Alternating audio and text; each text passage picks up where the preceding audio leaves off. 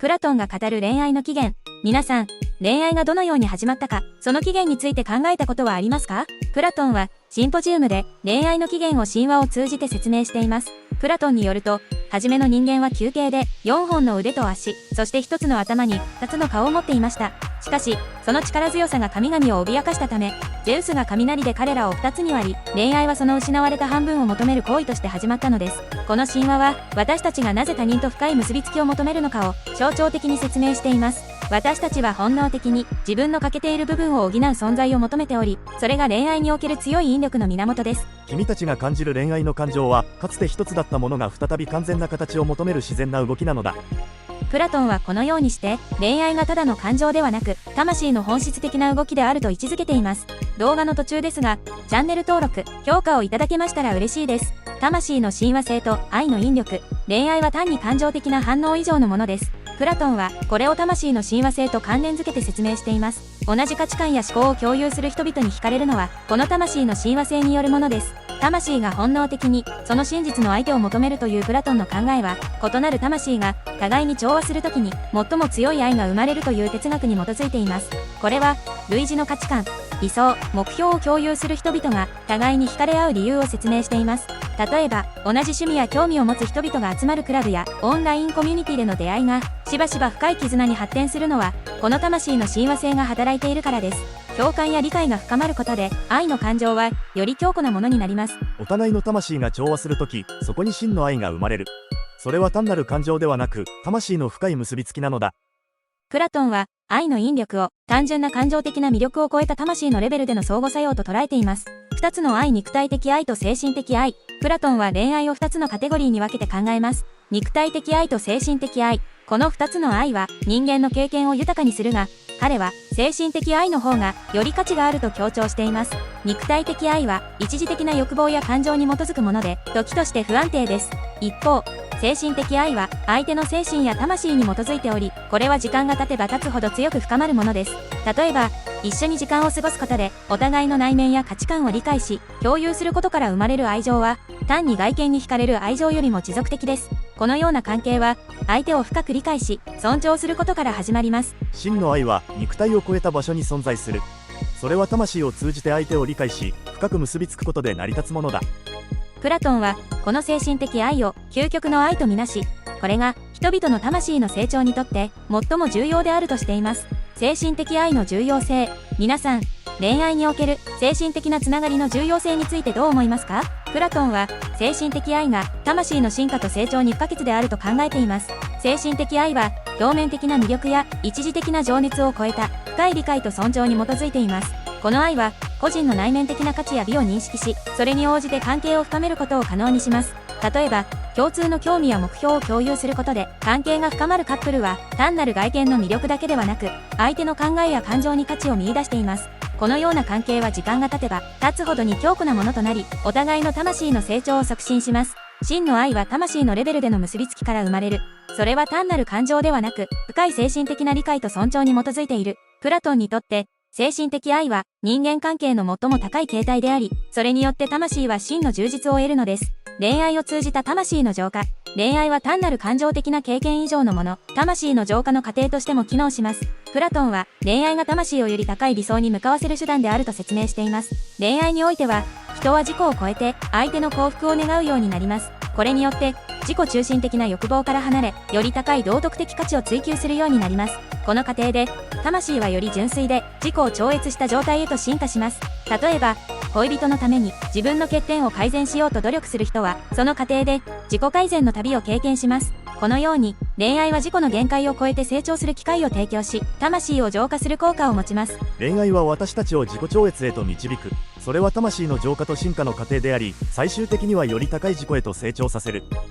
したがって、恋愛はただの人間関係ではなく、魂の成長と進化を促進する、深い精神的な工程なのです。理想の伴侶との関係性。理想の伴侶とは、単に愛情を共有する人ではなく、お互いの魂の成長を助け合うパートナーです。プラトンは、理想の伴侶関係がどのようにして、魂を向上させるかを深く掘り下げています。理想の伴侶との関係は、お互いの長所を認め合い、短所を補い合うことで、個々の魂の進化を促します。これにより、双方が自己の限界を超えて、新たな可能性へと導かれ、精神的な成熟が進むのです。例えば、一方が論理的思考に長け、もう一方が創造性豊かな場合、互いの違いを尊重し学び合うことで、お互いのスキルが向上します。このような相補性は、理想的な関係性の中で、魂が、互いに刺激を受け、成長する環境を提供します。理想の伴侶とは、互いに裁量を引き出し合える存在だ。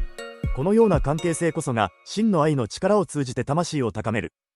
プラトンはこのような関係性が理想であると述べ、魂の成長を促進する愛の本質を強調しています。真実の愛が明らかにするイデア。プラトンにとって、真実の愛は単なる感情や肉体的な魅力を超えた存在であり、それはイデアの世界への洞察を提供します。真実の愛を通じて、我々はイデア、すなわち完全な形や本質を理解する機会を得ることができます。プラトンは恋愛を通じて、人々が真実と美を追求することを奨励します。恋愛は魂をイデアの世界に引き寄せ、真実の知識へと導くと考えられています。この過程で、愛する人を通じて、より普遍的な真理や美に対する理解が深まるのです。例えば、ある人が恋愛において深い感動や霊感を受けるとき、それは単なる個人的な感情ではなく、普遍的な美や善への憧れとして体験されます。このような体験は、個々の感情を超えて、イデアの理解へと導くものとなります。真実の愛は、我々を普遍的な真実へと導く。それは感情を超えた魂の成長と洞察の旅なのだ。プラトンは、真実の愛が魂を高め、イデアの世界への理解を深める重要なキーであると考えています。美への学びのイデアへの憧れ。プラトンは、美への愛、特に美のイデアへの憧れを恋愛の究極の形として捉えています。この憧れは、肉体的な魅力を超えた魂のレベルでのつながりを求めることから生まれます。美のイデアへの愛は、個々の物体や人物に見られる美に対する愛情から始まり、徐々により普遍的で抽象的な美の理解へと昇華します。この過程では、魂が物質的な世界の制限を超えて、より高い認識へと向かうことが奨励されます。恋愛が始まると、人々はまずは相手の外見に惹かれますが、真実の愛が深まるにつれて、その人の内面の美しさや、さらには普遍的な美への認識が深まっていきます。このように、個人的な愛情が普遍的な美への憧れへと進化することが、魂の成長の一環とされます。美への愛は、見た目の美しさから始まり、魂の美しさを求める旅へと発展する。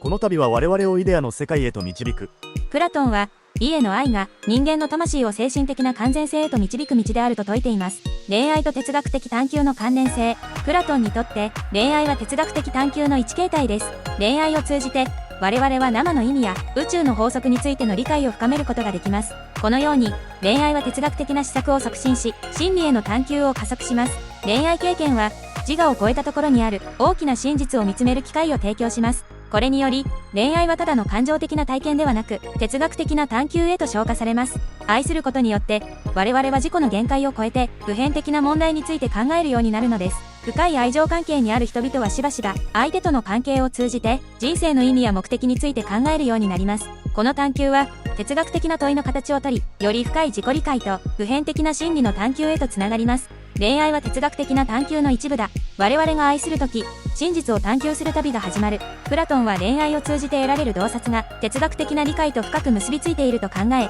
これを高く評価しています。プラトン恋愛論の現代的意義。プラトンの恋愛論は、現代社会においても多くの示唆を提供します。特に、真実の愛と魂の成長の重要性を再認識させるものです。この哲学的視点は、現代の恋愛観や人間関係において新たな理解をもたらすことができます。現代の恋愛がしばしば表面的な魅力や短期的な感情に焦点を当てがちな中、プラトンの恋愛論は深い精神的な結びつきの重要性を教えてくれます。恋愛を通じて魂を成長させ、自己超越を目指すという考え方は、現代人にとっても価値ある目標です。例えば、ソーシャルメディアやデートアプリの浸透により、人々はより多くの出会いを求めがちですが、プラトンの理論は、質の高い関係を築くことの重要性を強調します。これは、短期的な関係よりも長期的で、深い関係性を求める動機づけとなり得ます。現代においても、プラトンの恋愛論は、我々に真実の愛を求め、より深い人間関係を築くことの重要性を教えてくれる。この古典的な哲学が、現代の恋愛に新たな資格を提供することは、今日の人間関係における課題を乗り越える手助けとなります。